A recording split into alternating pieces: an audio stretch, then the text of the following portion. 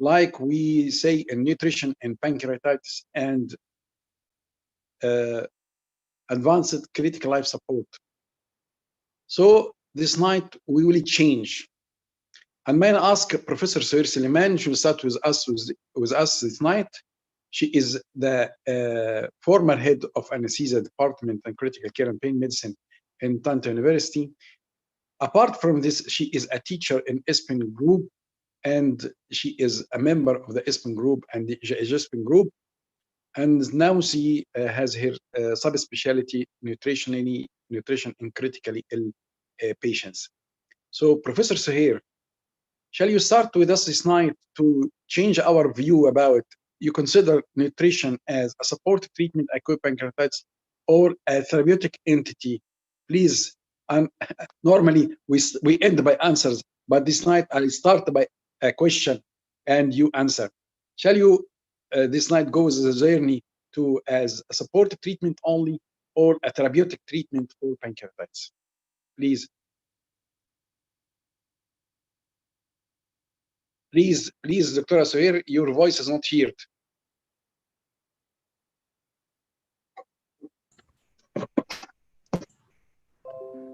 Okay. Yes, okay now. It's therapeutic, not supportive. It has an important role in acute pancreatitis. And we'll discuss about this today.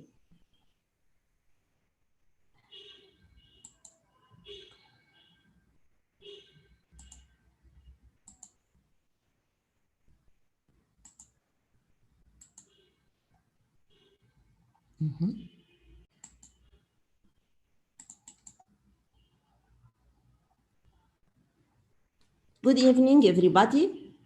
It's my pleasure to be with you today. I'll speak about a very important topic, nutrition support in acute pancreatitis. Nutrition not only necessary for prevention and treatment of malnutrition in pancreatitis, but also needed for reduction of inflammation, complication, and modify course of the disease. Our objective, I discuss about severity of acute pancreatitis, impact of adequate nutritional support on clinical outcome, benefit and risk of enteral and parenteral nutrition, best approach to nutrition.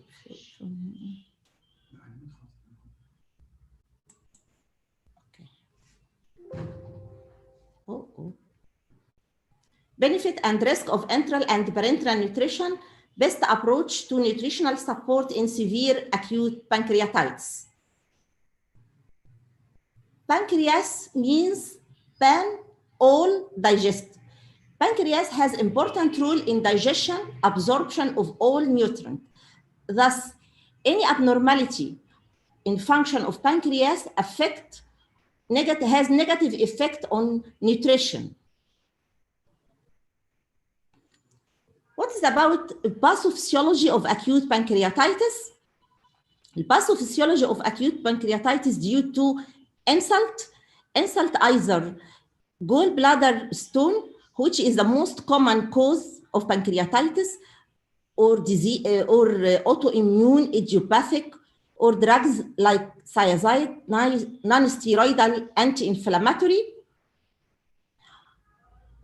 These insults cause leakage of pancreatic enzyme into pancreatic and peripancreatic tissue, leading to acute inflammatory reaction, release of cytokine. Release of cytokine cause autodigestion of the pancreas and the peripancreatic tissue, edema, necrosis in the pancreas. This is a gallstone pancreatitis by ERCP. Outcome predictor of acute pancreatitis depend on severity of acute pancreatitis and nutritional status. Severity can be detected clinically, laboratory, and radiologically.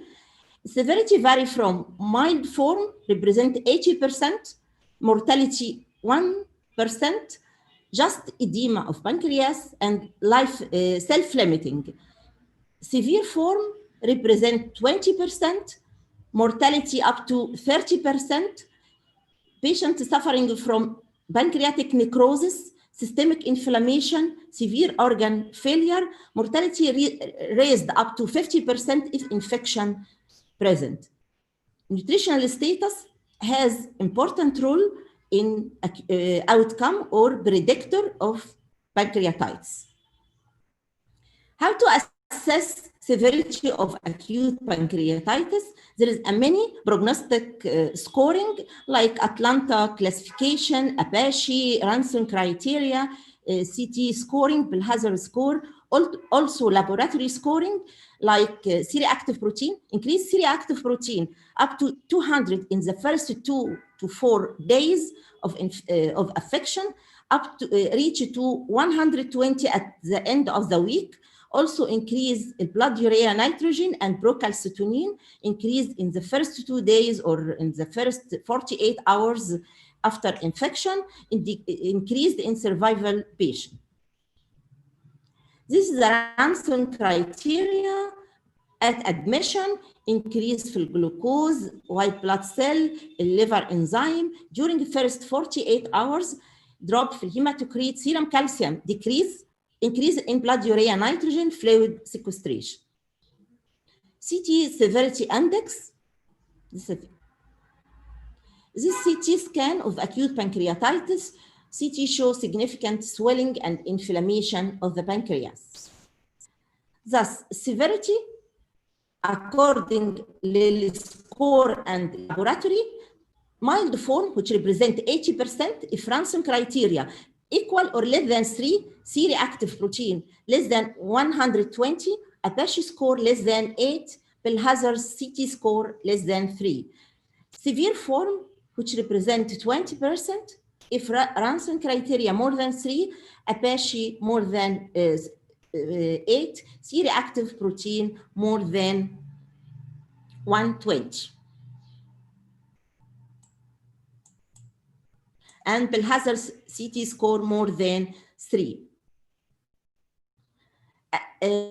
Other predictor for pancreas is nutrition. Nutrition is very important in predictor outcome in pancreas because malnutrition is common in acute pancreatitis, occur early due to stress response, cytokine, release of cytokine enzymes, cytokine, also due to pain, nausea, vomiting, all these cause malnutrition. Malnutrition has a bad effect or effect على mortality, well outcome of the patient, has deleterious effects on the pancreas, delay hospital stay, more complication occur. Thus, it's very important for nutritional assessment at day of admission of acute pancreatitis. Nutritional status in acute pancreatitis, there is increased basal metabolic rate, 1.5 times, negative nitrogen balance, up to 20 to 40 grams per day loss. There's a hyperlipidemia. Hyperlipidemia in acute pancreatitis, either a cause or consequence. When hyperlipidemia more than 12 millimole, it is a cause of pancreatitis. Due to and consequence of pancreatitis. Consequence of pancreatitis due to insulin resistance, excess catabolism of lipid, and decreased clearance of lipid. Also, patients of acute pancreatitis presented by hyperglycemia due to increased insulin sensitivity, impaired insulin secretion, and increased production of glucose. The energy requirement in acute pancreatitis, this patient is hypercatabolic state. Energy loss, nitrogen loss. It is best to detect energy by indirect calorimetry. If I don't have energy calculated as 25 to 35 kilocalories per kg per day, carbohydrate from 3 to 6 grams per kg per day, but maintain blood glucose not exceed 10 millimole per liter by insulin. Take care. The maximum rate of glucose administration not exceed 4 milligram per kg per minute. This is the maximum oxidation of glucose. If exceeds this rate, patient develop hyperglycemia. Protein from 1.2 to 1.5 gram per kg per day, fat 1 gram per kg per day. A route of nutritional support. This question for you: enteral, rest, or parenteral? You can share me on chat.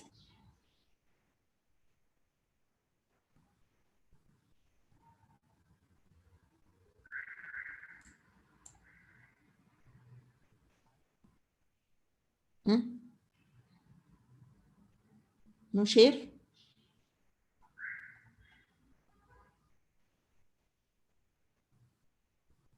Enteral, rest, or parenteral? Parenteral, enteral, parenteral, pancreatic rest, enteral.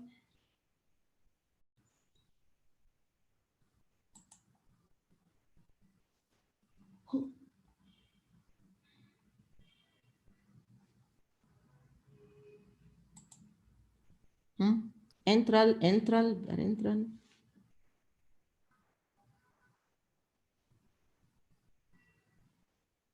Half of audience about maybe between enteral and parenteral.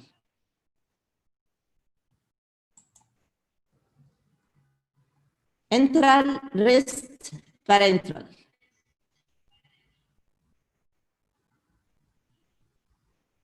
As regard concern pancreatic rest, who said pancreatic rest to avoid stimulation of pancreatic secretion to attenuate inflammation, because pancreatic enzyme triggering for inflammation. But animal studies and human studies show rate of pancreatic secretion inversely related to the distance from pylorus. Also, human study said distal jejunal feeding doesn't stimulate exocrine pancreatic secretion. If I give enteral, distance to ligament of Treece about from 20 to 40 centimeter, it's safe and no secretion of pancreatic secretion. There's no evidence base about pancreatic rest. Thus, concern pancreatic rest fall concern of pancreatic rest. No need for pancreatic rest.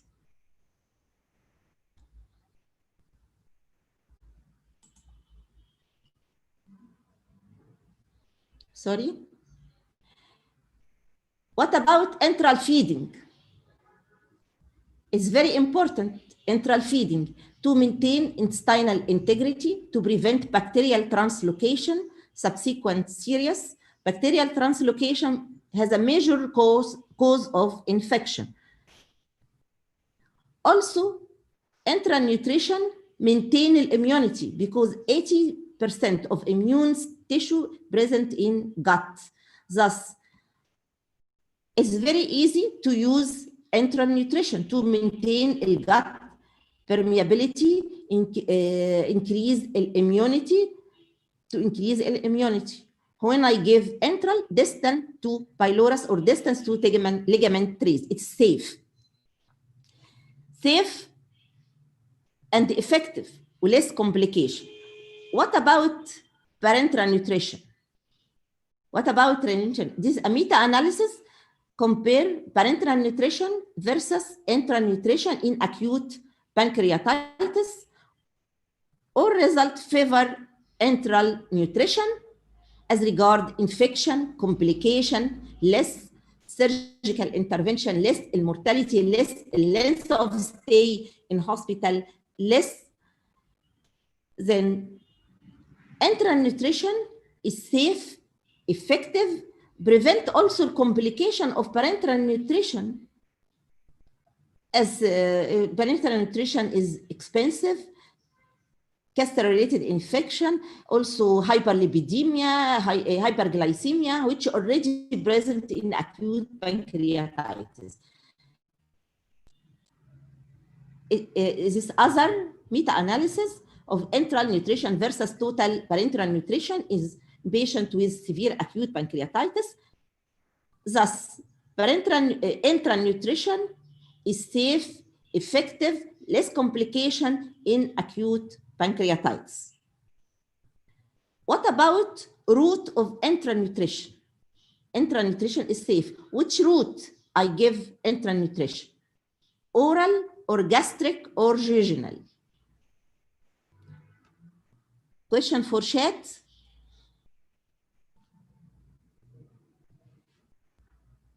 One minute.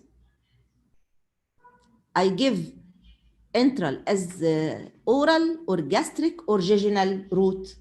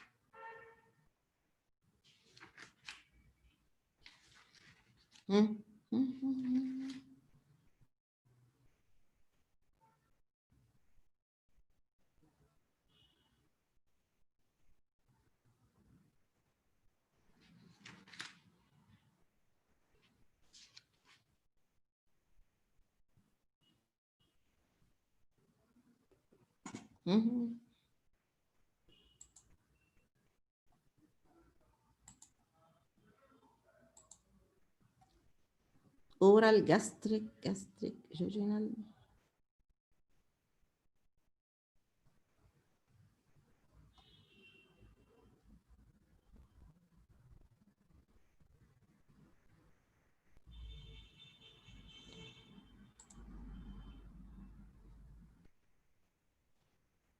Oral, gastric, majority gastric.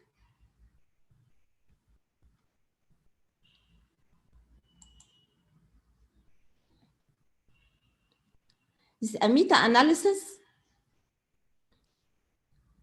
to show nasogastric versus nasogeminal nutrition, nasogastric nutrition versus nasojejunal nutrition in patients with severe acute pancreatitis.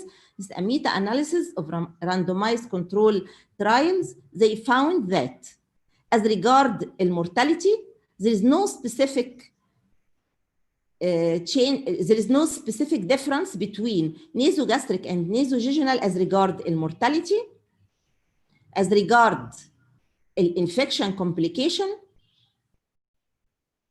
as regard digestive complication. No specific difference between two routes. Also as regard the outcome of the patient and tolerance of the patient. This is nasogastric versus nasojejunal. There is no difference, significant difference between, but nasogastric, anyone can place it quickly. Nasojejunal also only need expert, which can place it by endoscopy, fluoroscopy. Distal jejunal, effective delivery overcome obstruction, no pancreatic stimulation. Ineffective delivery as regard nasogastric, stimulate the pancreas, gastroesophageal reflux, but there is no significant difference as regard mortality. It is easy to do nasogastric. Nowadays, it's possible to do oral or nasogastric. It's easy, possible, patient can tolerate. الجejunal أو nasojejunal not necessary in acute pancreatitis in most cases, but we can give and possibility to give oral or nasogastric. There is no clear recommendation said useful of any technique, nasogastric or nasovaginal. Thus, recommendation: start oral nutritional regimen in the first 48 hours. If patient can tolerate, okay. If cannot tolerate, do multi-luminal tube and give gastric, nasogastric. If patient can tolerate it, okay. If cannot tolerate, give jejunal feeding. Recently, jejunal feeding not always essential, and oral and nasogastric may be possible. According to nutrition, according to patient tolerance and severity of the disease. This is a multi-luminal nasovaginal tube. This jejunostomy. We do jejunostomy to give post-operative nutrition. If patient do operation for any case for this patient, either for evacuation of abscess, necrosis, any do jejunostomy tube. ESPEN guideline on clinical nutrition in acute and chronic pancreatitis 2020. This is the guideline. We divide it as regard mild pancreatitis is first assess severity. If patient mild to moderate, patient can tolerate fasting from 2 to 5 days, only give analgesia, fluid, and electrolyte.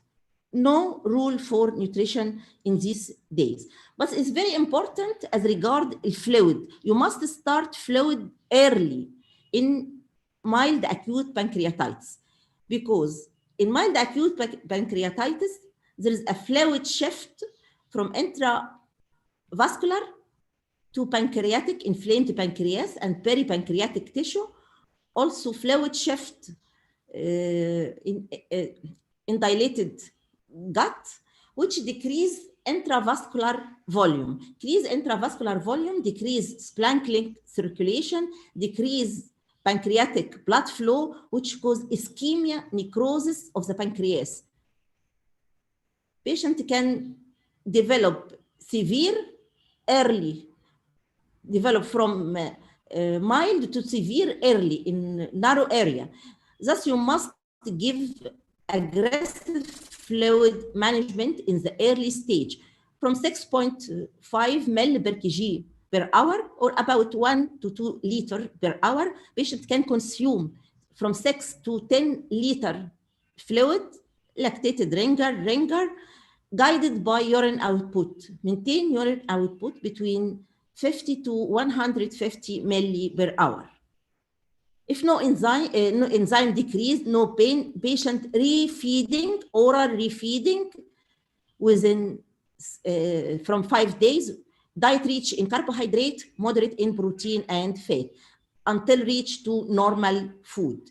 Then in acute pancreatitis, no need for nutrition, just maintain fluid, electrolyte, analgesia, either narcotic or non-narcotic. Even thoracic epidural have a benefit, increases splanchnic blood flow. As regard severe pancreatitis, early continuous intranutrition, either oral, nasogastric, nasovaginal, according to tolerance of the patient. Nutrition goal not reached, add parenteral nutrition. Supplemented parenteral nutrition. If enteral nutrition not possible, total parenteral nutrition.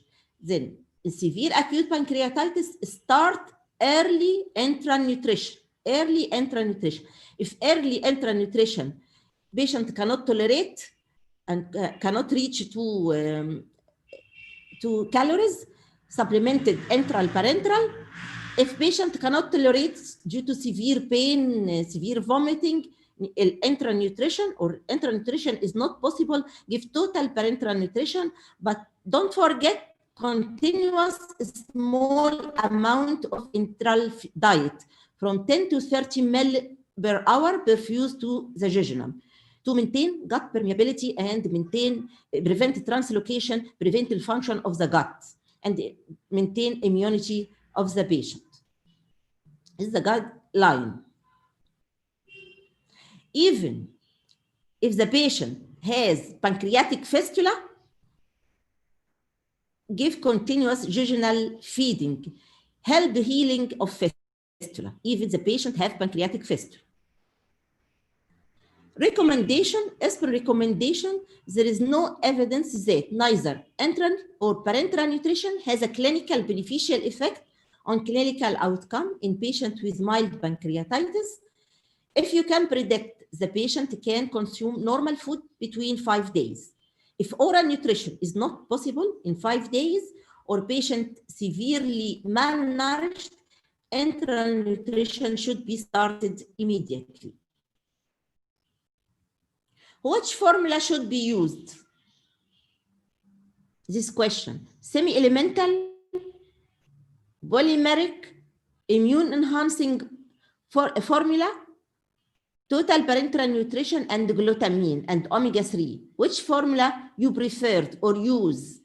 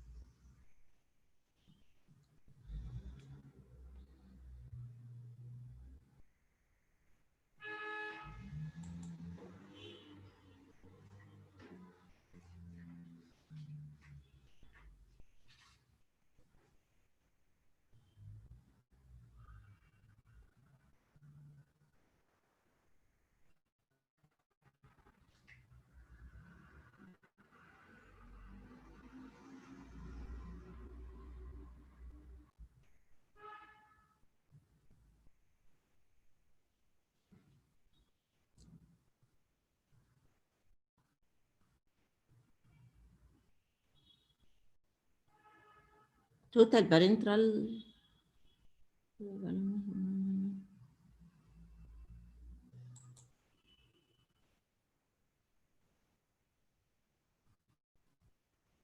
Finished?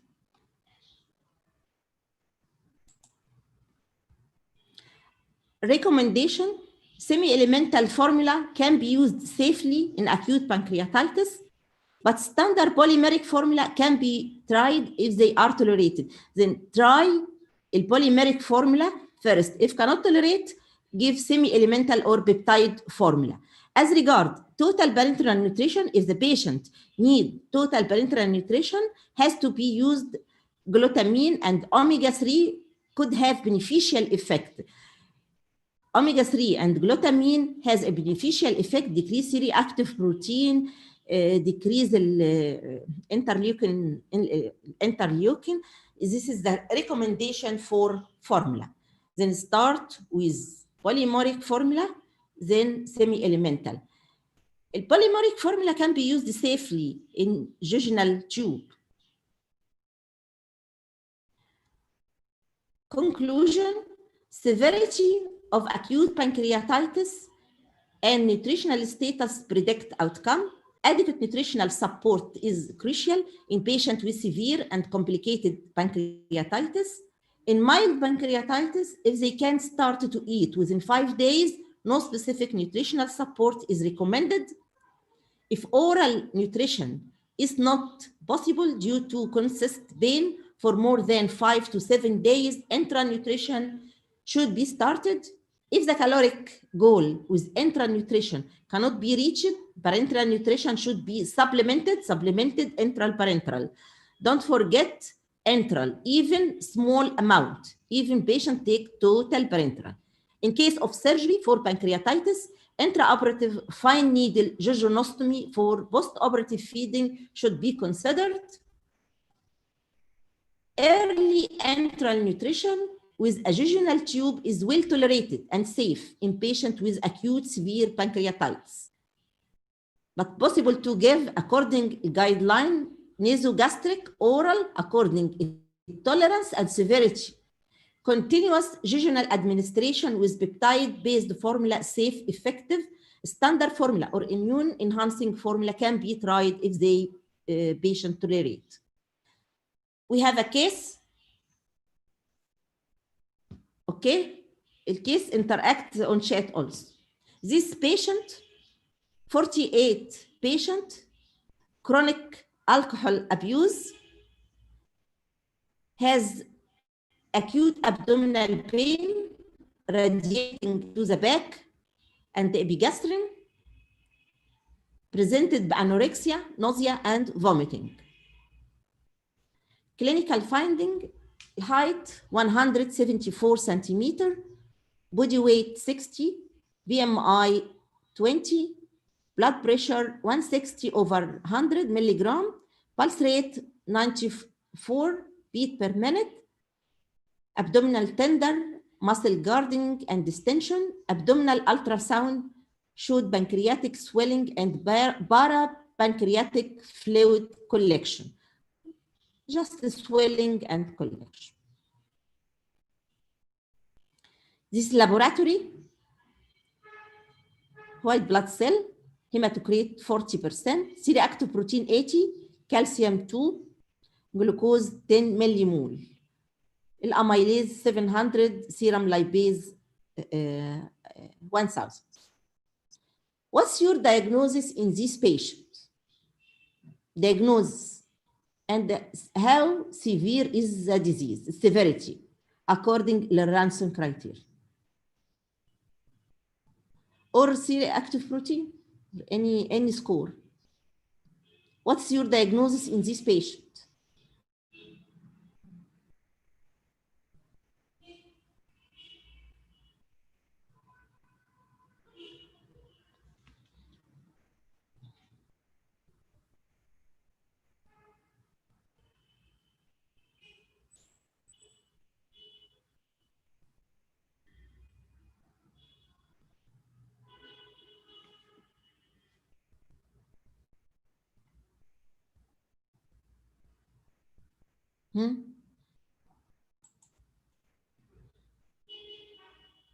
Acute alcoholic pancreatitis.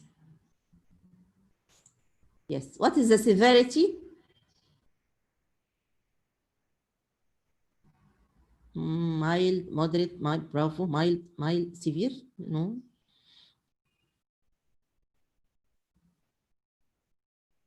Why severe? ماشي, okay. Yes, acute alcoholic pancreatitis. As regard severity, it's mild. At this time, patient appear to have mild acute pancreatitis. Is the patient at nutritional risk? Is this patient at nutritional risk?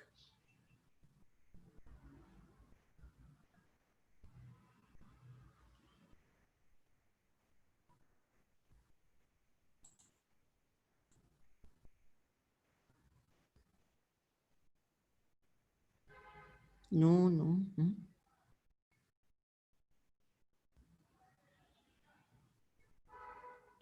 No.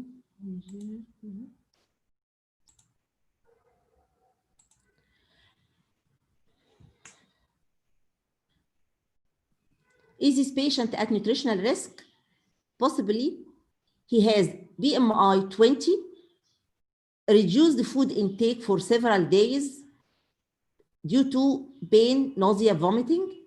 And as I said, this patient at catabolic state developed malnutrition early within hours from start of the disease. This patient, nausea, vomiting, pain, catabolism, stress, this patient at nutritional risk. I said before, any patient with acute pancreatitis, you must do nutritional assessment and start treatment, because majority of the patient have a malnutrition. Malnutrition has adverse effect on prognosis and severity of the disease. Thus, malnutrition is a therapeutic, not supportive treatment. It's essential to prevent the progress of the disease, affect the outcome, the complication.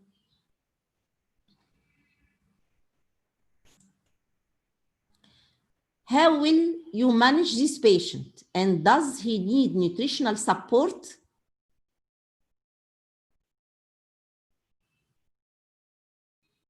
This patient is mild pancreatitis. At this time, start nutritional support or give supportive treatment.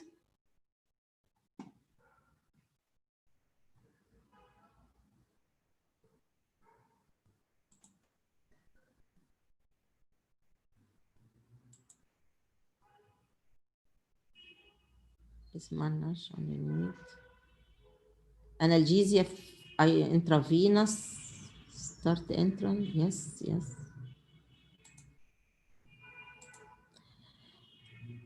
At admission, patient had mild acute pancreatitis, ransom 0, C-reactive protein less than 80.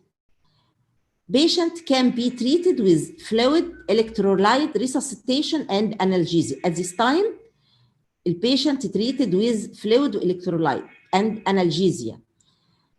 As I said, fluid is very, very important in the acute state to prevent mild to go to severe. At this time, treat the patient with fluid, electrolyte, and analgesia.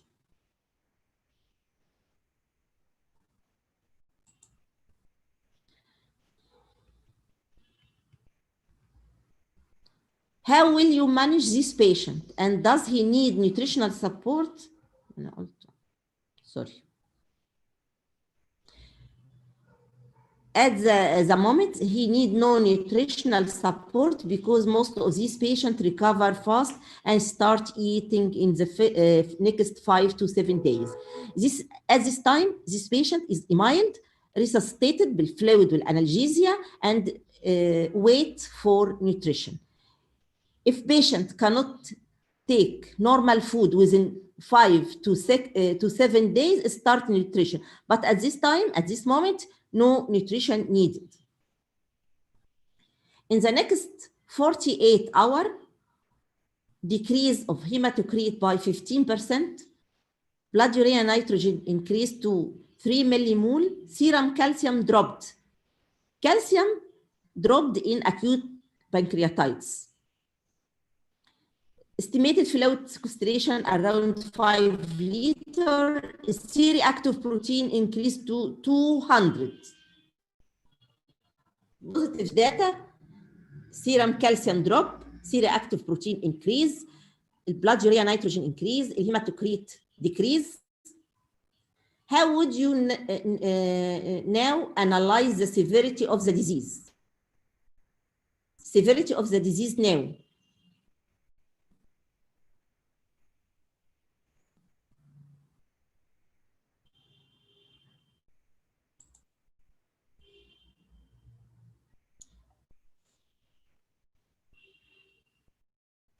Severe, yes. Severity now become severe. Should you now start nutrition therapy? Should you now start nutritional therapy?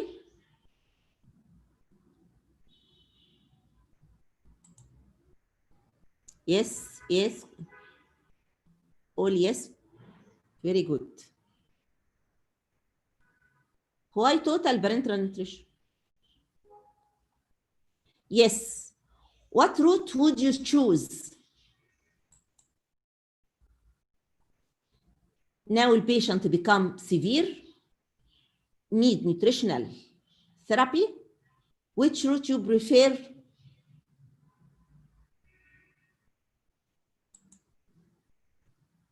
Nasogastric oral, yes.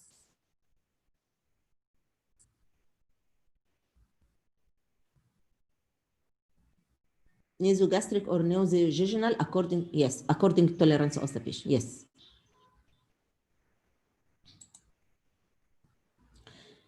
The patient now developed severe acute pancreatitis, Ranson score 5, C-reactive protein increased up to 200 milligram. This patient now needs immediate nutritional support. In this situation, as you said, either nasogastric or nasojejunal according to tolerance of the patient. Start nasogastric, if tolerate, go to the if not tolerate, go to nasojejunal.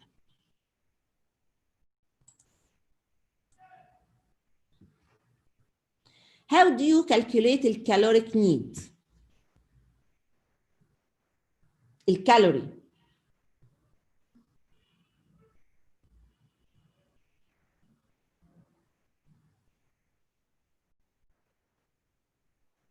How do you calculate the calorie?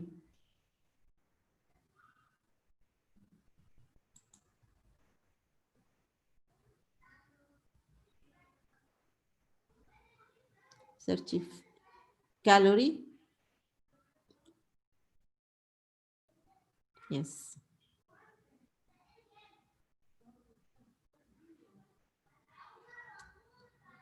Forty, no 40, 25 to 30, okay.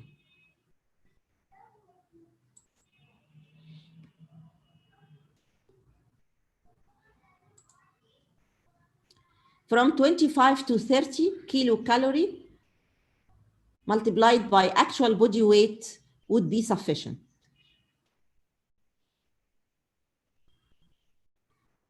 For more precise assessment of caloric need, indirect calorimetry can be performed. The best indirect calorimetry, if I don't have indirect calorimetry, can calculate roughly 25 to 30 kilocalorie actual body weight. Which formula will you choose?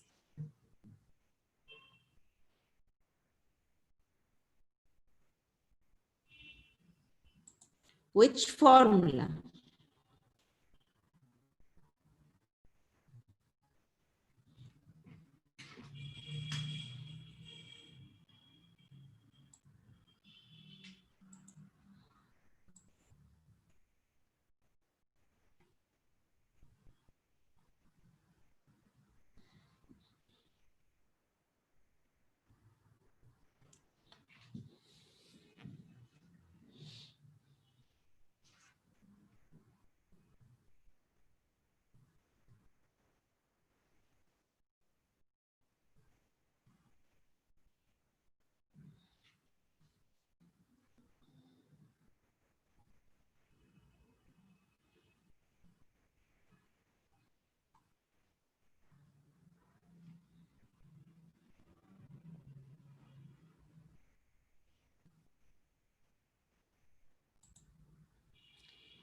Semi-elemental.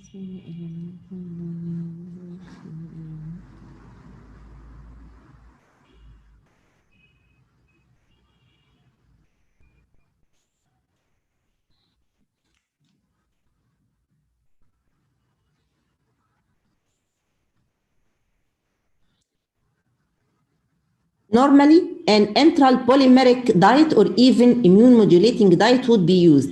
If this diet not tolerated, give semi-elemental diet. As I said, start with enteral polymeric diet. Polymeric diet can be tolerated and can be given in jejunal, even in jejunal route. Start with, it is cheap, you can use it. If that not tolerated, give semi-elemental or peptide formula, can be tried. On day 7, patient had to be intubated due to progressing ARDS. Mechanical ventilation had to be started. Abdominal CT scan confirmed severe acute pancreatitis, 6 point. After mechanical ventilation has started, enteral feeding become difficult because of continuous distension of abdomen and become of high gastric aspiration volume, more than 300 ml per 2 hours. How would you now feed this patient?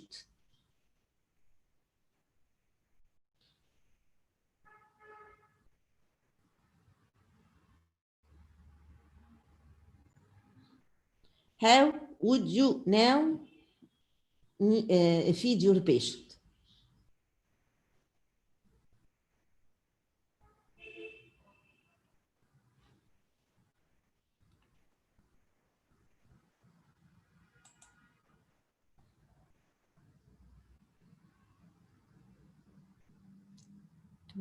Total.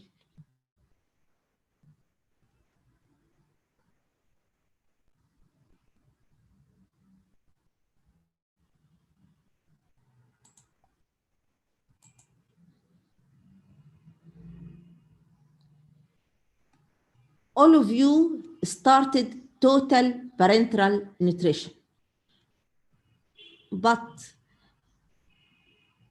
we need enteral nutrition. Thus, decrease the flow rate of enteral nutrition should be decreased. Flow rate decrease. If I give bolus, give continuous. If I give continuous, decrease the flow rate of enteral feeding should be decreased at first. Then, if this is not helpful, enteral nutrition should be stopped. Parenteral nutrition should be started either as supplemented enteral parenteral nutrition or total. But we prefer enteral. At the first, decrease the rate. If okay, okay. If not helpful, start to supplemented enteral parenteral. Patient calculate the calorie. Patient take enteral as he tolerate and added after that parenteral, supplemented parenteral. If I need a patient cannot tolerate and need total parenteral nutrition, don't forget enteral up to 20 ml per hour. Energy content calculated, give as patient tolerate per enteral, then completed with parenteral. Would you use immunomodulating enteral and or parenteral formula in this situation? Give immune enteral or parenteral immune formula like omega-3, glutamine.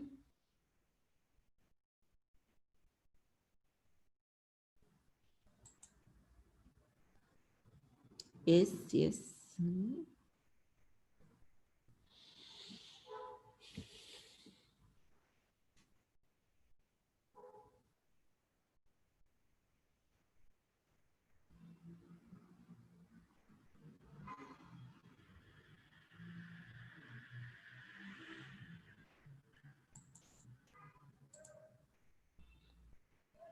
With enteral nutrition, only few data available on the use of immunomodulating diet. In parenteral nutrition, supplementation with glutamine and omega-3 has beneficial effect, decrease C-reactive protein, decrease interleukin 10-6 is beneficial in parenteral nutrition. If patient take nutritional, parenteral nutrition, add glutamine and omega-3. After 2 weeks, infected pancreatic necrosis, this is a journey of acute pancreatitis. Infected pancreatic necrosis was confirmed by positive fine needle aspiration, culture show Pseudomonas, C-reactive protein increased to 400. Because of progressive hemodynamic instability, the patient stopped, operated upon laparotomy for drainage of abscess and peritoneal lavage were performed. How would you plan post-operative feeding in these patients?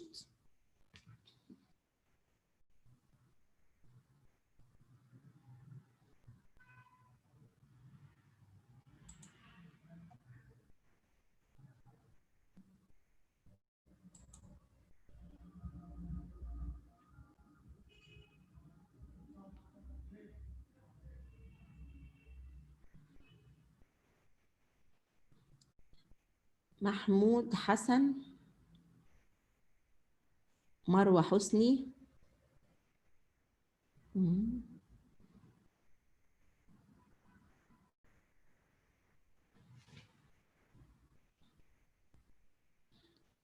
gastrostomy, jejunostomy. Very good.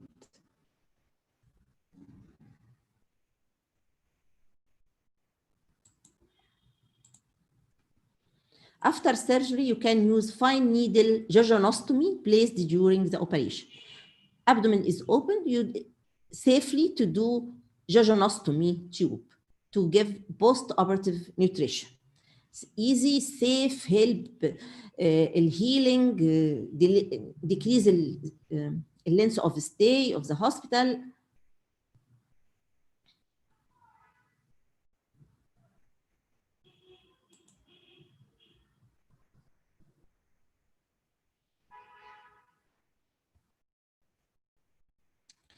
At this stage of the disease, combination with enteral and parenteral nutrition may be more beneficial. You can go to enteral and parenteral through jejunostomy tube and supplemented parenteral. How would you now plan nutritional support for in the recovery period?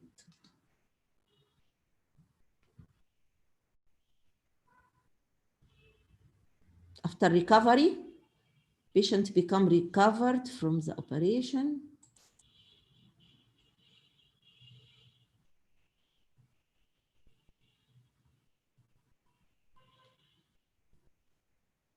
Oral, yes, oral.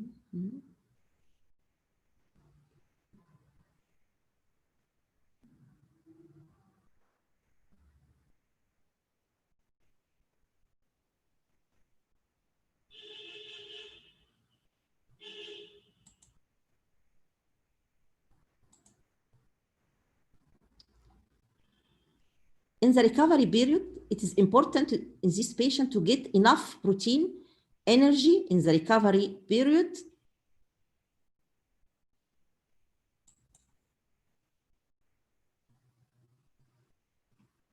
If the patient develop partial pancreatic insufficiency, use medium chain triglyceride supplementation or pancreatic enzyme can be helpful.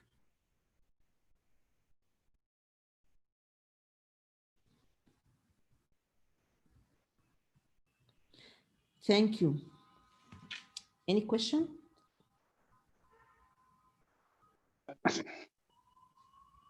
Thank you, Dr. Suhair.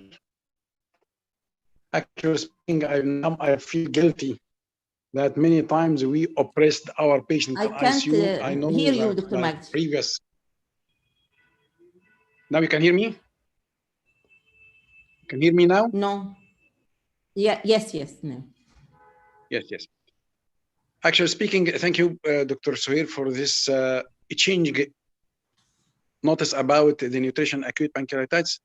Now I feel guilty that many times we oppress the patient in ICU, but I feel that always many patients in ICU are not one patient, and any patient like his neighbor is not the same patient. So it is very difficult to change. And I wish like many knowledge we changed in the nutrition, like fasting, like immediate post-operative, like in nutrition hepatic patient and acute pancreatitis. So I think after this night, many will change their behavior against the patient in acute pancreatitis. So we have now 7 questions. If we have time, I'll give. What is the role of emergent anesthesia for patient with acute pancreatitis? Do you think, Dr. said that there is special consideration for acute pancreatitis in patient with acute as regard to anesthesia, or it may be like any other patient in sepsis? I think it is like other patient in sepsis, but take care of if you give propofol, intralipid, because this patient have triglyceridemia. If you give propofol, increase triglyceride, as I said. Take care of this. So you don't recommend they don't recommend TIVA with propofol in acute Yes, pancreatitis. yes, but you can Okay, thank you. give anesthesia as any case of sepsis. Okay. Second question from Muhammad Mahdi. Also, what is the ratio of occurrence of refeeding syndrome as complication of nutrition management with acute pancreatitis? Refeeding syndrome? I think it's not common refeeding syndrome in acute pancreatitis because we deal with this patient early. Refeeding syndrome is when patient fasting for long period and they give a total amount of calorie. As regard refeeding syndrome, we can prevent refeeding syndrome in any case by decrease the amount of calorie, start gradual, stepwise gradual, not give all calories at the same time, give 50 calorie, then increase the calorie need. Also, you must measure potassium, phosphorus, magnesium before you start any nutrition for patient. Correct الفوسفورس والبوتاسيوم والمغنيسيوم first and give intra-nutrition or parenteral nutrition. No problem. It's okay. The third question, what is the difference between elemental, semi-elemental and polymeric formula as regard enteral or parenteral nutrition? البوليميريك فورمولا الستاندرد فورمولا بروتين as زيت you use as regard carbohydrate starch, but semi elemental or peptide formula we use البروتين as peptide الستارش الكربوهيدرات disaccharides monosaccharides like that. Semi elemental extensive has high osmolarity, caused diarrhea. Thus, we use and prefer in most of the cases, even 90% of cases, we use a polymeric formula or standard formula. Patient can tolerate it. I think this question you answered about the rate of fluids, lipids. In TPN, how much can you use intralipid in severe pancreatitis? So during 1 gram per kg. 1 gram per kg, and you calculate what's given inside in the intralipid. Yes, according to the not exceeding 1 gram. Measured triglyceride. Okay. Thank you. The last question: how can I assess tolerance of enteral feeding accurately? According to residual of the fluid or food في stomach, flatulence, vomiting, abdominal distension, discomfort. Okay. Thank you, Dr. Sir. And I think I can't say to you that it is time for you, but please, you just take 1 hour, which is beyond the scope of the lecture. But for me, I cannot say to you. Sorry. I'm sorry. Dr. Ali, do you need any of the? Yeah. Yes, Dr. Magdi. Yes, it's just arrived. Can give it a minute.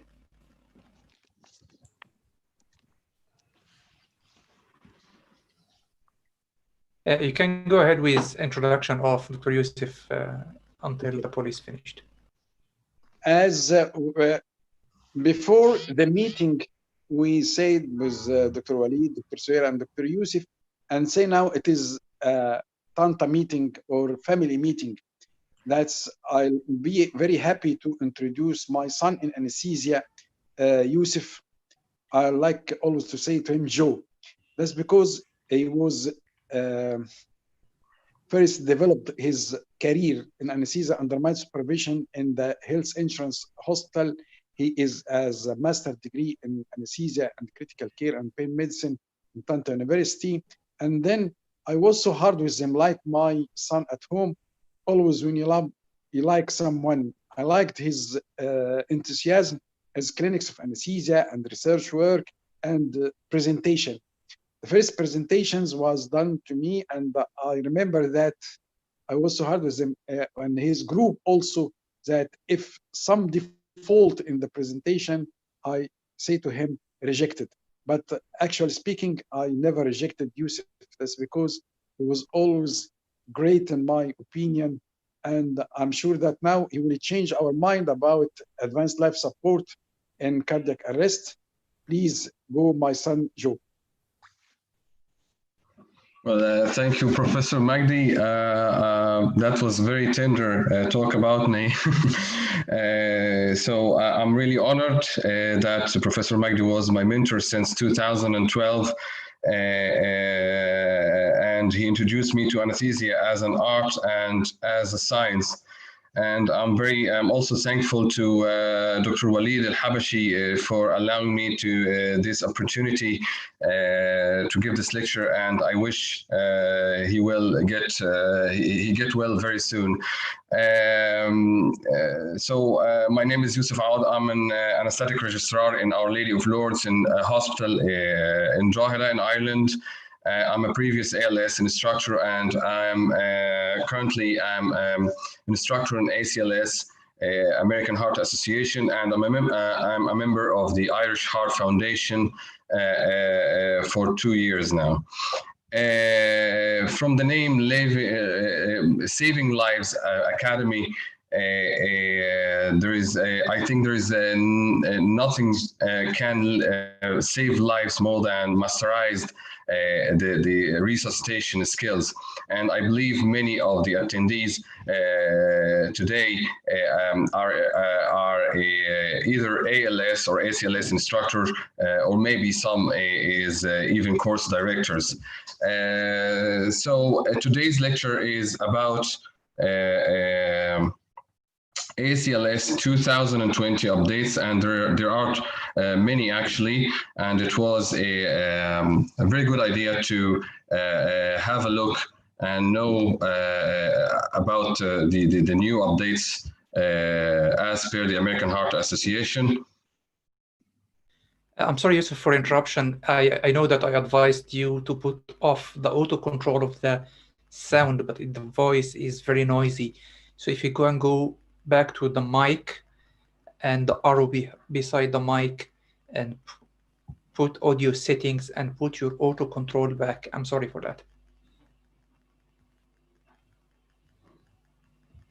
If you can access that still.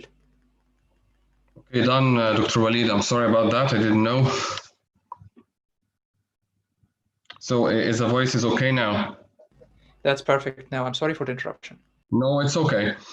So by the end of this lecture, we will know the role of CPR in saving lives, identify the 2020 ACLS science updates, describe the rationale for these updates, apply updates to our training, and how to maintain and retain adequate resuscitation skills.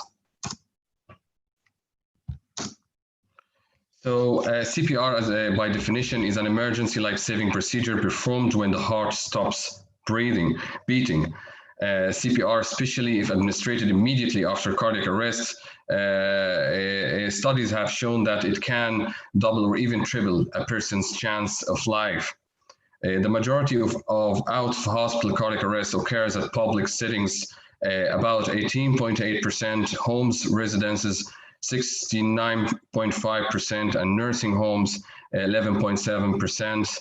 And according to the 2014 data, nearly 45% of out-of-hospital cardiac arrest victims survived when a bystander CPR was administered. And myself have witnessed two victims who suffered cardiac arrest has been saved by a family member or by a neighbor. And I remember the last case, the neighbor of the victim had a recent BLS course, and he managed to do an effective CPR and brought an AED machine and give a shock to the patient. And actually, the patient had a ROSC, return of spontaneous circulation, before the ambulance come, and that was really amazing. And I told this man, you really saved this man's life. Interesting to know the history of CPR. We'll go through very quickly on between the 1530 and the 18th, the bellows method first used by the Swiss physician Paracelsus, and the same basics have been applied to the early ventilator we are using these days. On the 1856, Marshall Hall, which is a scientist in London, introduces alternately repositioning the patient face up to side, and he updated the approach by adding pressure on the thorax. And actually moving the patient from supine to Browning. Again, in 1858, Henry Sylvester, also a scientist in London, creates the chest pressure arm lifting method. All these, and also there was a few trials putting the victim, hanging the victim on a tree upside down, trying to move him up and down, and other to put the victim on the back of a horse, of a running horse. All these have the same idea of applying pressure, external pressure on the chest, allowing the air to move in and out. On 1903, in Cleveland, Ohio, Dr. George Cryle's research confirms that external chest compressions did restore circulation in dogs. In 1924, the first American Heart Association meeting in Chicago, done by 6 cardiologists, and nearly a century later, the American Heart Association has become the world leader in CPR and emergency cardiovascular care training and education. In 1956, Dr. Elam and Dr. Peter Safar proved that mouth-to-mouth resuscitation is an effective life-saving method, and for the first time, an external defibrillator successfully restores a steady rhythm to a quivering heart. Harvard cardiologist Dr. Paul Dole leads the study with funding from the American Heart Association. And after his name, defibrillators have been manufactured after his name. On 1957, John Hopkins' team unveiled the first portable external defibrillator. On 1960, resuscitation is born. This is the simply the mannequin we're using today for our resuscitation and CPR training. On 1990s, public access defibrillation program provide training and resources, including AEDs to the public. In 2010, the American Heart Association published the 2010 American Heart Association guidelines for CPR. Now, we'll just go for a refreshing questions. I believe it's, I chose a very, very simple question, and we'll go through very quickly. Each question I will allow only 15 to 20 seconds to answer each question, just for the sake of the time. So we'll start the first question, and I hope everybody will participate. So first question is, what is the correct dosing regimen for epinephrine to treat pulseless electrical activity or asystole? A, 300 milligram bolus, B, 1 milligram intravenous or intraosseous repeated every 8 to 10 minutes, C, 1 milligram repeated every 3 to 5 minutes, D, 0.5 milligram repeated every 8 to 10 minutes.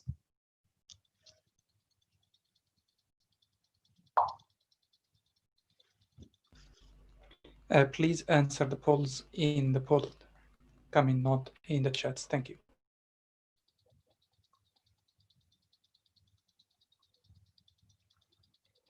So I'll give 10 more seconds for the people to answer, as it's the first question.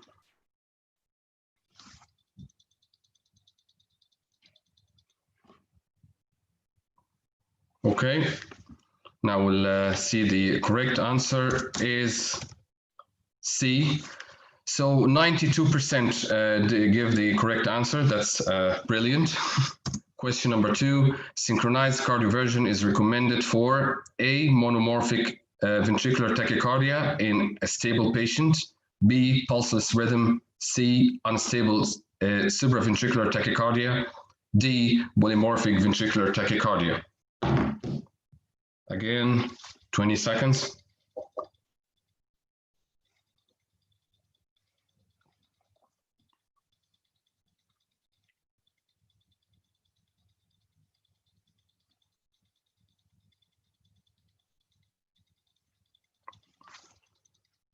Okay. So The correct answer is C, 61%. All right, okay, so we always make it simple during our teaching. So if the patient had a life-threatening arrhythmias and the patient is stable, we always go for the pharmacological or the medical treatment. If the patient is unstable, we tend to go for a cardioversion. So for monomorphic ventricular tachycardia in a stable patient, we tend to, as per guidelines, we tend to go for pharmacological, like amiodarone infusion. For a pulseless rhythm, this is an unshockable rhythm that needs immediate CPR and adrenaline. For a polymorphic VT, there is no R waves, so cardioversion will not be effective in such situation, and defibrillation will be the treatment. Question number 3, interruptions in chest compressions should be limited to A, less than 10 seconds, B, 2 seconds, C, 5 seconds, D, there should never be interruptions in chest compressions. Again, we'll give 20 seconds.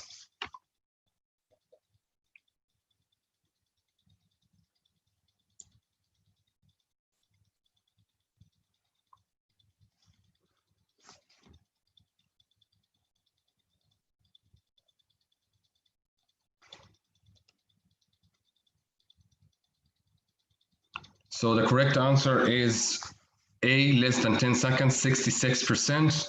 I'm wondering, like, there should be never, yes, there should be never a interruption to chest compression, but the question says limited.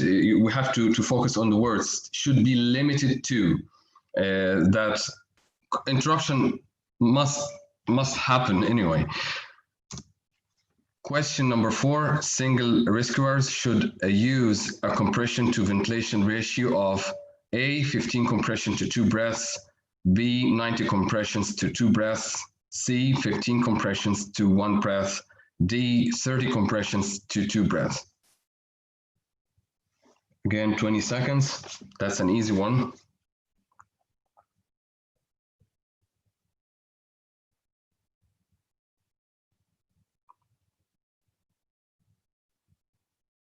Okay.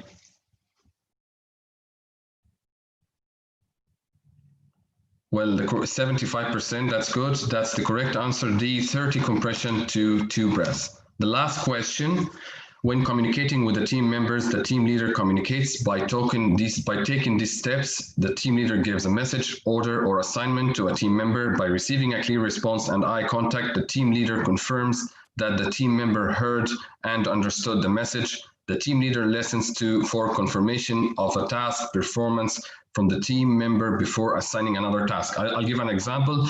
So the team leader asks whoever takes the medication, give 1 milligram of adrenaline.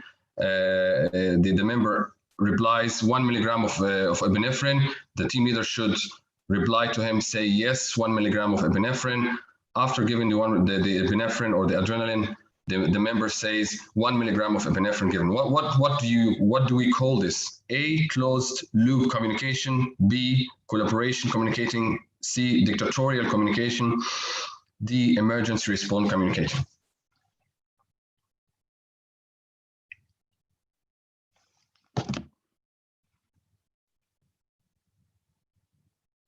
Okay, so the correct answer is closed loop communication. That's correct, 73%. That's good. Okay, now we are going to move along with the ACLS 2020 science updates, and hope you enjoyed the lecture. So we'll go straight away. The adult chains of survival. There is a 6-link recovery has been added, and the rule of the recovery is to optimize physical, cognitive, and emotional status of the rescued person, and to rehabilitate the patient for social and rule functioning. We'll go through the algorithms now. The first algorithm is the adult cardiac arrest algorithm. Few changes. First change. There is the American Heart Association emphasized early administration of epinephrine once the patient is diagnosed with a non-shockable rhythm. The second change is adding lidocaine or reintroducing lidocaine again for the shockable rhythm. In the previous 2015, amiodarone was a drug of choice to be given with a shockable rhythm after the third shock. But now lidocaine is now equipotent to amiodarone, so either amiodarone or lidocaine can be given in a shockable rhythm scenario. And another line has been added, and it's very realistic to consider appropriateness of continued risk resuscitation. How many times we are resuscitation, we are resuscitating a patient, and we don't know when to stop the CPR or is it right to stop the CPR? For many patients who have a poor outcome, multi-morbidities, CPR cessation should be discussed, should be a multidisciplinary decision to stop the CPR, and it's very realistic to add this line to the algorithm to consider stop the CPR in some scenarios. We'll go to the second algorithm, which is the adult tachycardia algorithms. No major changes also. The IV axis and the 12-lead ECG is put earlier on the first box of the algorithm instead of putting it later. Very reasonable to put an IV axis for a patient who is suffering a life-threatening tachycardia, and also to do a 12-lead ECG if possible. A new box has been added, which is also very realistic, because what happens usually with after recovery from life-threatening tachycardia, this patient comes back again to tachycardia, and it's very important to know the steps that should be taken if a refractory tachycardia happens, which is looking for the underlying cause, need to increase the energy level for the next cardioversion, or addition of antiarrhythmic drug, and of course always seek expert help. The third algorithm here, the bradycardia algorithm, no major changes. It's mostly numbers. Surprisingly, the atropine dose has been doubled from 0.5 milligram to 1 milligram bolus, but the maximum dose is still 3 milligram. I'm not here today to explain the ACLS algorithm. I'm just emphasizing the updates. I presume that we all have an idea about the algorithms. The other change is the dopamine IV infusion changed from 2 to 20 microgram per kg per minute to 5 to 20 microgram per kg per minute. And the last thing added is a consider possible hypoxic and toxicological causes, which has been explained later on a separate box on the right. Now, what you're watching here is the old version of the post-cardiac arrest care algorithm, 2015. And as instructors, we suffered a lot to explain this algorithm to our candidates, because this algorithm lacks the sequel of ABC that we all know of, and lacks lots of vital information. Another defect in this algorithm is the neurological status of the patient fate. How are we going to manage the neurological deficit that happened to the patient during the CPR? So I'm really happy that we are not using this algorithm anymore, and we have another more realistic and more pronounced one here. If I did zooming here, we will find more clearly. This is a more explaining and covering most of the items that should be ticked after the patient's cardiac arrest, as we can see here, and major changes has been happened to it. We'll start first an initial stabilization phase has been explained clearly the same way that we usually teach our candidates, which is A, manage the airway, B, manage the respiratory parameters to reach the specific targets shown here, and manage the hemodynamic parameters. Another change here, the target of oxygen saturation is set between 92 to 98%, and instead of more than or equal 94, give you a bigger range of oxygen target. And a new box has been added here: consider for emergent cardiac intervention if the patient has STEMI, or unstable cardiogenic shock, or a mechanical circulatory support required.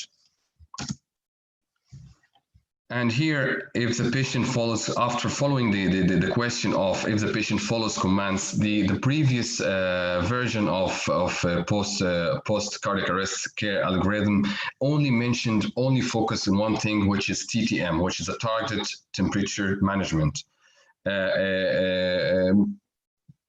But what about the neurological status of the patient that is affected by the oxygen debridement during the cardiac arrest, and what are the management of the neural status of the patient? So three elements has been added, which is obtain brain CTE, EEG monitoring, and other critical care management. Two boxes added to H's and T's on the right, explaining the initial stabilization phase and continued management and additional emergent activities, which is really great. Now, cardiac arrest in special situations. Just for those who don't know, in the ACLS provider book, there is no special situations, which limited our choices to give scenarios. Like previously, I can't really give a scenario to a candidate about a pregnant woman who had a cardiac arrest, which is not uncommon actually. Pregnant woman has multiple risk factors. Like I can't give a scenario of a pregnant woman who had pulmonary embolism or amniotic fluid embolism or major post-obstetric hemorrhage. What happened here, for those who don't know, the special scenarios are present in ACLS, but not on the ACLS provider book. It's present in ACLS EP. There is another course called ACLS EP for ACLS for expert practitioners, which has many special situations. So what the American Heart Association did, they brought two special situations, which is a cardiac arrest in pregnant woman and cardiac arrest in opioid overdose, and not only brought these two situations from this book, but also had put some modification to it, as we will see here. So this is a new cardiac arrest in pregnancy in hospital ACLS algorithm. There is a few changes. They remove the step to assess the hypovolemia and treatment.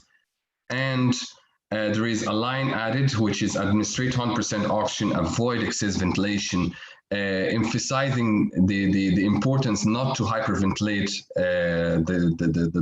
the pregnant woman, because this will not only reduce the cerebral blood flow, but also will reduce the placental blood flow and will cause a more fetal bad outcome. Changing here in the timing of performing the perimortem cesarean delivery, instead of 4 minutes, changed to 5 minutes, giving 1 whole minute to the obstetrician. I'm sure they are happy about this. And a new whole box, a separate box about the maternal cardiac arrest management, including team planning, priorities for pregnant women, the goal of perimortem cesarean delivery, and as we mentioned, the timing for perimortem cesarean delivery.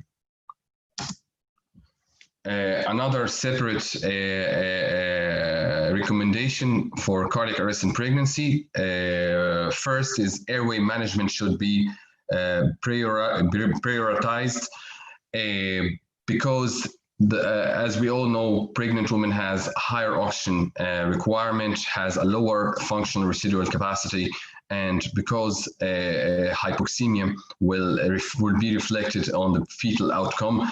So airway management should be quick, should be done by the most experienced person, which is usually the anesthetist.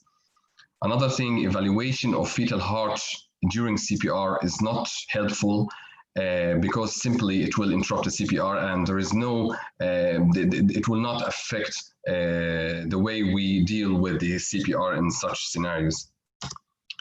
We go quickly through the other. We'll go through the other algorithm, the opioid associated emergency for healthcare providers, and a few changes also. There is a clear step now to prevent deterioration with an initial assessment. And there is a clear question in the middle. Is the patient breathe normally? Yes or no? And naloxone should be considered if the patient had cardiac arrest. I mean, like he had a respiratory and cardiovascular arrest. And if the patient has a respiratory arrest but with pulse, we may give naloxone. We'll move again to the next algorithm, acute coronary syndrome. A few changes as well. Change the transfer to not only to the ED, but we actually can transfer to the cath lab. In my hospital, the nearest cath lab in Mater Hospital, it's about 20 to 30 minutes. And what we usually do in a critically patients that needs an urgent PCI, we liaise with the cath lab in Mater Hospital, and we go with the ambulance direct to the cath lab instead of wasting time to the ED. Again, time equals life. So making it loud and clear to save life in the algorithms was a brilliant idea. So this is a vocabulary. I think that the previous algorithm had a vocabulary defect that was targeting the first medical contact to balloon inflation is 90 minutes. It will be understood that you have to wait for 90 minutes to deliver the patient to the cath lab, but it's just a vocabulary defect. Instead of a target of 90 minutes, it's 90 minutes or less. Again, after ECG interpretation, there is two big boxes, one for ST elevation and one for the non-ST elevation. And under the non-ST elevation, two big boxes, one for the normal ECG and one for the abnormal ECG, but without ST elevation. And the last algorithm, the adult suspected stroke algorithm. The first change is that there were two, usually in the old one, there are two boxes, is a critical EMS or emergency medical service assessment and action are separate, and now they are just merged these two boxes into one box and added two lines, which is initiate a stroke protocol and stroke severity tool. The stroke severity tool is a bit long questionnaire, but if it did happen before reaching the hospital, it will help in the management of such patients. Also, again, likewise, the acute coronary algorithm, the ED or the brain imaging suite. So the ambulance can actually go direct from the patient can go direct from the ambulance to the imaging suite to do an urgent CT. As we mentioned before, time equals life. It will save lots of time and improves the outcome of the patients. And also, the stroke team is better to meet the EMS on arrival and describes transferring the patient direct from the ambulance to the brain imaging suite is a best practice. There is a huge change on the lower part of this algorithm. So usually at this part here in the atiplase candidate, there was atiplase were not mentioning. They were actually mentioning antifibrinolytics, but now they are specifically mentioning atiplase as a drug of a choice. When usually in the previous algorithm, when the patient is not is a candidate for atiplase, they added 2 boxes mentioning that review the risks with the family and ensure that the patient is not on any anticoagulants or antiplatelets, which should be ruled out once the patient is already a candidate for it. So it doesn't make any sense to add again the precautions to give the atiplase because the patient is already a candidate. Another thing is if the patient is not a candidate, they just mention give the patient aspirin and admit to stroke pathway, which is not realistic at all. This patient still have an option, which is the endovascular therapy. So if the patient is not a candidate, that's the new thing between the 2 white curves here. As you can see, consider endovascular therapy, perform CTA and perform CTB as indicated, and continued if the patient is a candidate for endovascular therapy. Yes, transport to the cath lab very quickly to do an endovascular thromboembectomy and then admit to the neurosurgical ICU. If not, admit to stroke unit or neurological ICU. And also they declare that endovascular therapy could be done up to 24 hours. Now, what you see, that's an amazing illustration for a neuroprognostication. It's very important to know when to examine the patient and how to examine the patient, and what we are looking for about in terms of neurological condition. It's a timely framed neuroclinical assessment, perfectly done, mentioning the clinical management, imaging, electrophysiology, clinical examination, and serum biomarkers,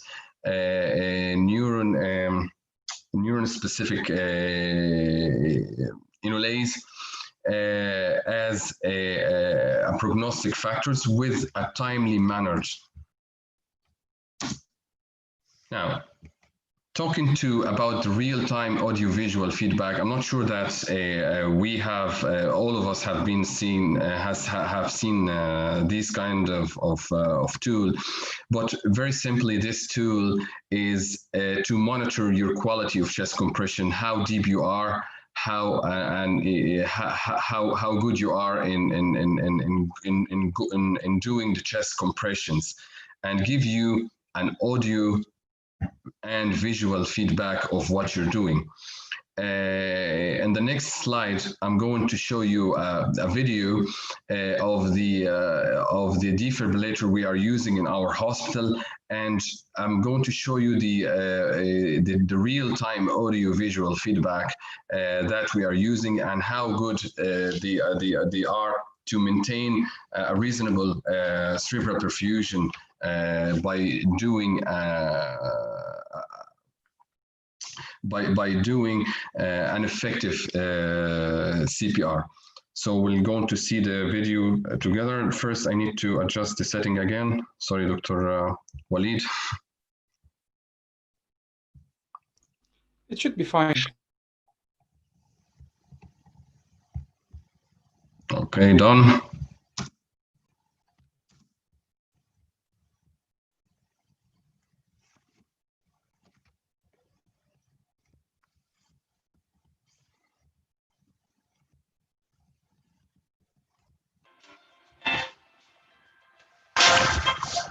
Real CPR help. For adult patients, the one-step complete and CPR electrodes include a CPR sensor. The CPR sensor monitors the rate and depth of chest compressions and sends this information to the R series. You should always use a backboard or CPR mattress when administering CPR. For adult patients, real-time feedback displayed on the CPR dashboard includes compression depth indicator, compression rate indicator, release bar, perfusion performance indicator, PPI, audio and messaging prompts, and idle timer. The CPR dashboard on the R series defibrillator provides you with a digital reading of each and every chest compression. If your compression depth or rate falls outside of guidelines, the numerical value of rate and/or depth will turn red on the CPR dashboard. The R series defibrillator will also provide an audible message, push harder, and a metronome will beep to help you reach 100 compressions per minute. This real-time feedback can help ensure you are doing high-quality chest compressions. The release bar measures release velocity to determine that rescuers are allowing sufficient time for cardiac filling. The bar should be completely full of color. If the color begins to decrease, make certain the rescuer is coming completely off the chest for full recoil. The perfusion performance indicator integrates compression depth, rate, and interruption times into one visual indicator. Maintaining maximum value, full indicator, provides visual indication of performance to the current guidelines. When compressions have been interrupted for an extended period of time, idle time is displayed in minutes and seconds. This is a visual reminder to help minimize pause time.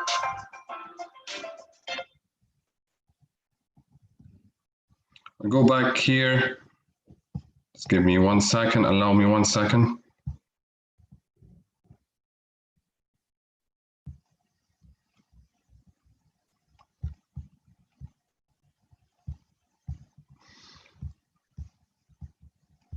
Okay, so as we can see here, we have three things. The release bar, sorry. Again, this is the depth. That should be between 3 and 5 to 6 centimeters, but here it's in inches. Rate between 100 and 120. If your depth or rate fall below or over this, it will give you an alarm. This release should be full. If it's not full, means that you don't give sufficient recoil of the chest. And PPI is the general information about how good the CPR is going in general, which indicates a good perfusion. Now, I believe that most of us doesn't have this machine in their hospital, so we have an alternative. Yes, we have an alternative. We can use, now everyone has a smartphone in his pocket, and there are some good applications that we could use to give a useful visual and audio feedback. As we can see on the picture on the right, that there is also not only a smartphone can be used, but you can also use a watch, which is better. But either can do the job to give you a real-time feedback about chest compression. Using mobile phone has been recommended by the American Heart Association. According to the International Asian Resuscitation, Committee of Resuscitation, LCOR, a systemic review has revealed that using of smartphone applications and text messages has improved the rate of CPR, reduced the time to defibrillation, and increased rate of survival to hospital discharge. Physiological monitoring of CPR is recommended now by the American Heart Association, like arterial blood pressure if we have an arterial line, end-tidal carbon dioxide, and the concept that end-tidal carbon dioxide during CPR is only attached to the endotracheal tube or the supraglottic airway is not anymore. You can actually now attach the end-tidal carbon dioxide if you are using a bag mask device to monitor the quality of chest compression. in respiratory arrests, we usually, in the past, we say give one breath every 5 to 6 seconds. Now it's only one breath every 6 seconds, means 10 breaths per minute, just to eliminate the confusion. Should I give one breath every 5 or every 6 seconds? The other thing, and it's really interesting, that as we all know, we give 2 chest compression after, we give 2 breaths after 30 compression if the patient is not intubated or doesn't have a supraglottic airway. And if the patient has is intubated or have a supraglottic airway, you give 1 breath every 6 seconds. Interestingly, if you are about to put an endotracheal tube or supraglottic airway, you can actually give 1 breath every 6 seconds during compression. But that's mentioned only if you are about to intubate the patient. The rationale behind this is not explained yet, because we don't have the ACLS provider book. It will be published in a couple of months. But the rationale, from my point of view, is that we are trying to pre-oxygenate the patient and trying to minimize the chest compression interruption as much as possible. That's why we are continuing chest compression and we are continuing ventilation, not waiting for 30 compression to get oxygenation, for better oxygenation just before, just the moments before putting the tube. Epinephrine infusion used to, during cardiac arrest, used to be between 3 and 5, and now it's recommended to be every 4 minutes to match every other rhythm check. Another way to eliminate any confusion, is it after 3 minutes or 5 minutes? So it's now every 4 minutes or every other cycle. And oxygen targets has been clearly illustrated here. That should be greater than 94% for stroke and general care, 92 to 98% for post-cardiac arrest care, and less than 90% for acute coronary syndrome. Double sequential defibrillation not supported anymore. So for those who don't know, the double sequential defibrillation is simply given a shock by 2 defibrillators at the same time.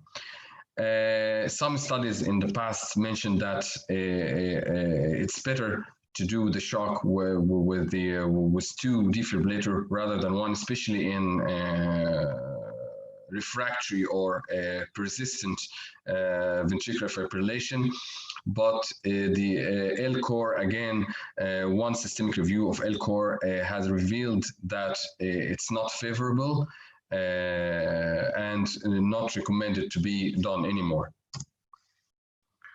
The point of care ultrasound for prognostication during CPR, one systemic review have revealed that it did not change the outcome of the patients, and it's better not to be done during CPR unless it will change the way of management and is being done by a very experienced hand.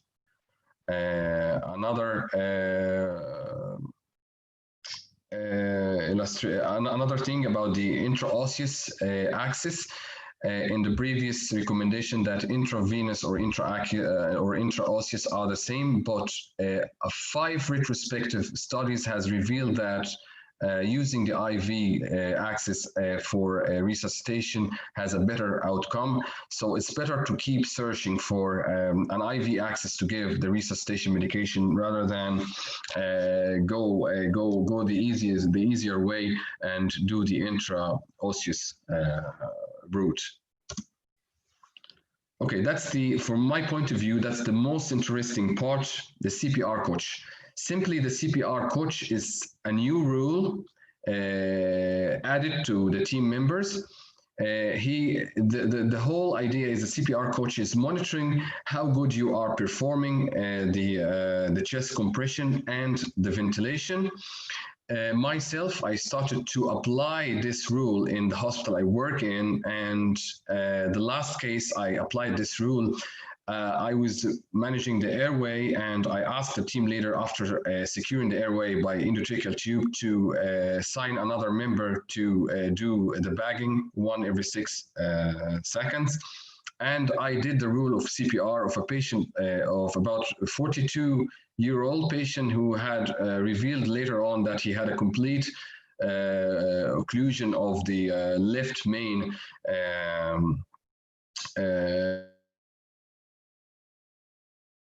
coronary artery, and I was monitoring the quality of chest compression using the audiovisual feedback, and this patient took about 1 hour and a half during resuscitation, and surprisingly after this the patient had ROSC, and he was able to open his eyes and even move his head while calling his name before sedation.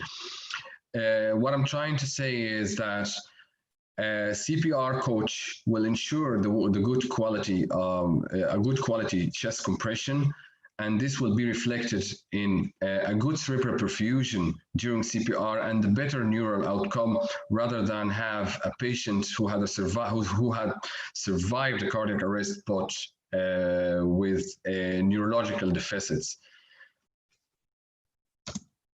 And also allowing the team leader to focus on other areas of critical care instead of focusing on too many things. How good the chest compression is going, when we give the adrenaline, is this shockable or rhythm or not? So I believe in the future the studies will show that the CPR coaching will improve survival rate and outcomes. So what happens after the patient recovers from a cardiac arrest? There should be a multidisciplinary plan for discharge, as we mentioned before, to optimize the physical, cognitive and emotional phase, and rehabilitate the patient for social and rule functioning again. Debriefing and referral for follow-up for emotional support for lay rescuers is actually very important, especially during the stressful time we have now during the pandemic. Many healthcare workers exposed to post-traumatic stress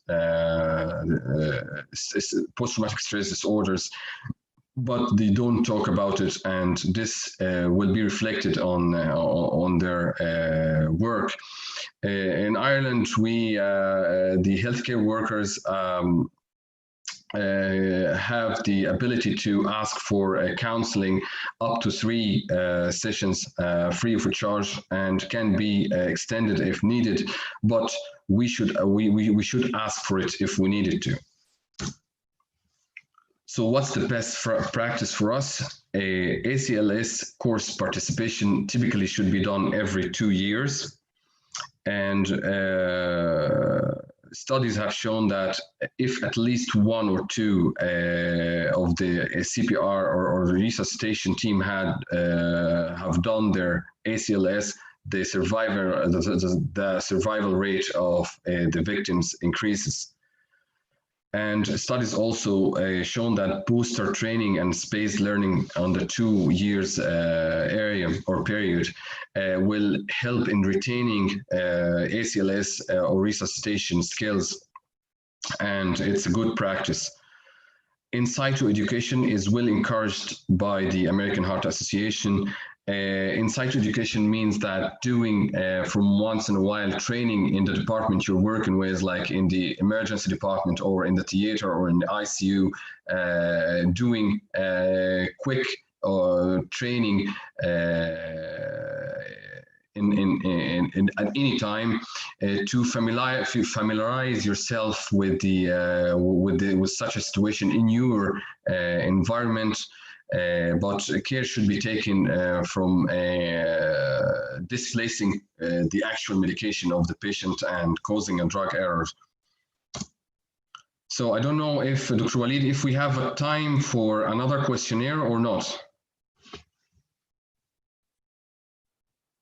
Dr. Walid? You should be fine. Okay, We have great. 5-6 minutes more. Okay, so we'll go quickly for this questionnaire. This is just to ensure that we had a good feedback and we understand today's lecture. So question number 1, changes to the adult cardiac arrest algorithm was modified for patients with non-shockable rhythms include A, amiodarone is preferred over lidocaine, B, moved epinephrine to as soon as possible for non-shockable rhythm, C, atropine can be used alongside epinephrine, D, chest compression should be more than 6 centimeters. Moment of the truth.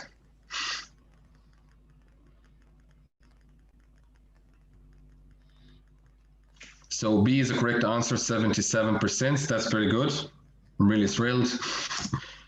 Question number 2, the post-cardiac arrest care algorithm is updated to A, oxygen saturation of 88 to 96%, B, separated out initial stabilization phase to include managed hypothermia, C, added step to consider treatment of seizures, D, added obtain brain CT, EEG monitoring, and other critical care management if the patient is comatose. 59%, that's good. Question number 3, the 2020 guidelines for opioid-associated resuscitation emergency algorithm for healthcare providers include A, prevention on deterioration is not included, B, cardiac arrest is more prominently addressed in the beginning with is there a pulse as an initial decision, C, although naloxone is still recommended for opioid-associated emergencies, it should be considered for preventing deterioration and cardiac arrest and given during respiratory arrest, D, according to the algorithm, if the patient has a pulse, you do not need to support ventilation. Very good, 71%, great. Question number 4, the adult bradycardia algorithm includes updates changes include the following except A, atropine dose changed from 0.5 milligram to 1 milligram, dopamine dose changed from 2 to 20 microgram per kg per minute to 5 to 20 microgram per kg per minute. C, if the patient is asymptomatic, you must initiate external pacing. D, under identify and treat underlying cause, added consider possible hypoxic and toxicological causes. Oh, 41%, quite frustrating. So the correct answer is C. If the patient is asymptomatic, you must initiate the external pacing. Last question, a revised algorithm is provided for cardiac arrest and pregnancy. Changes include the following except A, team planning, B, prioritize of high quality CPR and relief of aortic caval compressions with lateral uterine displacement, C, goal of perimortem cesarean delivery, D, deliver in 6 minutes depending on provider resources and skill sets.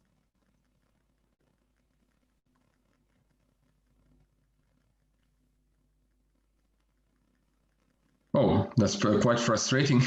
So the question is, changes include the following except. So we have to read the question very carefully. So deliver in 6 minutes is the answer. So the A, B, C are right, and D is wrong. The delivery should be in 5 minutes. So the summary of ACL provider manual updates first highlights the 2 main themes: preventing arrest and high performance team. Second, new information under cardiac arrest, selected special situations, which we discussed, maternal cardiac arrest and opioid overdose related cardiac arrest, revised illustrations, CPR coach role, and expanded information on high performance team. Thank you. And I don't know if we have time for questions, Dr. Walid. Thank you, my dear son Joe. And now I can't find any question. If yes, the first question came from Ryan. Thanks. Please, this is done in chat.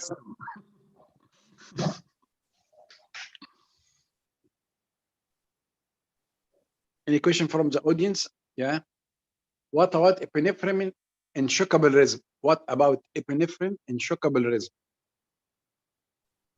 You hear me, Yusuf? Okay, so I'm not totally understand the question. What about epinephrine shockable rhythm? We should give epinephrine. We should give epinephrine in shockable rhythm after the second shock as per ACLS. There is a difference between ACLS and ALS. In ALS, you give it after the third shock, but epinephrine in shockable rhythm still can be given after the second shock. There is no mentioning about changing this, and with the same dose, 1 milligram. The second question. Wait, Yusuf. Just to clarify this point, whether second shock or third shock, I think the message is clear that we shouldn't start by epinephrine in shockable rhythm. That I know the way of treating is not hurry to give epinephrine. So you should clarify that. So the question is about shockable rhythm, so the shockable rhythm means that the patient will have first shock, second shock, and after the second shock we give epinephrine, and then the third shock, after the third shock, if there is no ROSC, we give amiodarone as before. If the patient is in non-shockable rhythm, at this point we will give the epinephrine as soon as possible. No, I'm just debating with you about that. It should be clear that we shouldn't start in shockable rhythm by epinephrine at 0 time. Well, they did not clarify because it's already, because there is no change. This is what was we are practicing on the previous guidelines on algorithm. So that's maybe the reason they did not mention anything about giving epinephrine in shockable rhythm, because there is no change. Second question: Do you do full resuscitation for a COVID-19 and multi-organ failure terminal? Okay, so there is another algorithms for ACLS and COVID patient, and that's not in our scope today. But very briefly, for a patient for resuscitation of a COVID patient, you should always protect yourself. No matter how bad is the patient, if the patient is a COVID-19 or a suspected COVID-19, you should wear your full PPE. The second thing is that there is a priority to put the tube in and actually interrupt the chest compression. So you can ask the team leader. I will gently kindly ask you to stop the CPR, to put the tube if you are experienced enough, and immediately attach the tube to the HME filter to prevent the spread. The rationale behind this is that the bag mask will increase the chances of aerosolized infection. And the other thing is actually you can use the ventilator during the chest compression instead of bag mask for the same reason. About the multi-organ failure, again, there will be no difference between the patient with a COVID with a multi-organ failure or none, depending on the policy in your hospital or the capacity in your hospital. And always discuss this with the consultant or whatever, the ICU. It depends. It is different between hospital and another. If this patient is a COVID with multi-organ failure, should we resuscitate or not? I cannot actually answer this question for you. It depends on where you're working and how bad the condition of the patient is. And did you actually able to discuss this with the family or not? Is there any other a nice debatable question: when to stop CPR if no return of spontaneous circulation? Again, there is no mentioning in the updates about this. Again, this depends on many reasons. It depends on the law of the country. Like I know in Khalij, it's different from Europe. And so again, it depends on the law of the country, it depends on the policy of the hospital. This is the first thing. The second thing, to stop the CPR is a multidisciplinary team, not done by only one. It should be agreed by the team doing the CPR and with a liaison with the consultants. If you have, if you're not a consultant, liaison with the consultant, even by telephone, asking giving the whole information and giving the decision. So again, it depends on where you're working, and also in a discussion with the family is a very good idea before taking this decision. Last nice question about organizations. Who is the team leader in your institute? So in my hospital, the team leader can be anyone who is qualified in terms of he had an ACLS course. But in my hospital, the team leader usually either the ED registrar or the medical registrar. Usually, the anesthetist is taking over the airway and helping in other things like giving hints to the team leader kindly, like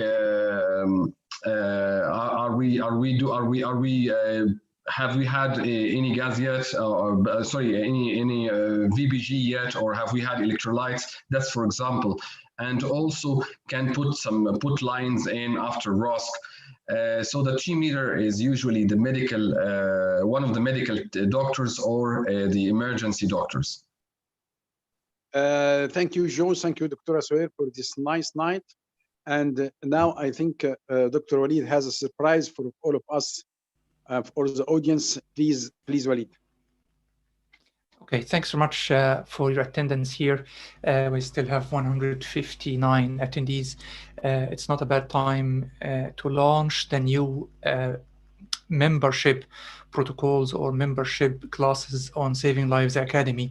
We have silver membership, golden membership, and diamond membership, 3 classes of membership. I think a lot of people had taken courses with Saving Lives Academy. You know the quality of the courses and conferences presented with the Academy.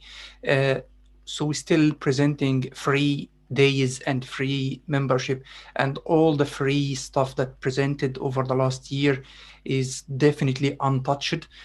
So these extra membership classes is for definitely the precious courses that was presented previously on small amount of attendees, like 8 to 10 attendees per the course.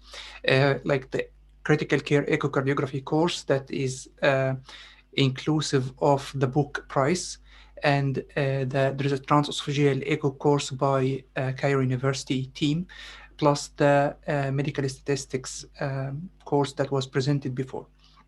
So we are launching booking as well for live course by Dr. Walid Shibl, which is brain ultrasound.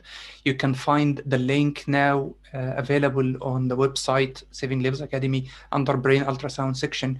Dr. Walid Shibl is one of the pioneers and most expertise in doing brain ultrasound and transcranial Doppler. So please feel free to ask any questions about the details on contact at Saving Lives Academy if there is any details required. CME Hours Certificate, a question by Muhammad Ali Yusuf. After the last session of the course, after the last week, which is 3 weeks ahead of now, you will get a certificate from Alexandria University as promised from the first day, 45 hours of CBD points or 45 CME hours from Alexandria University, and you still can claim, if you're working in Ireland, 1 hour or 1 point per lecture in the Irish College of Anaesthesia, and that will be included in the certificate as well. Hope you have a good rest of the night, and see you next Saturday with another night of Saving Lives Academy Anaesthesia and Critical Care refresher course.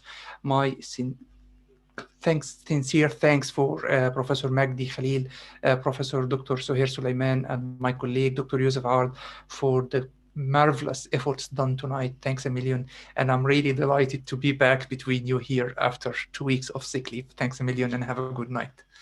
Thank you.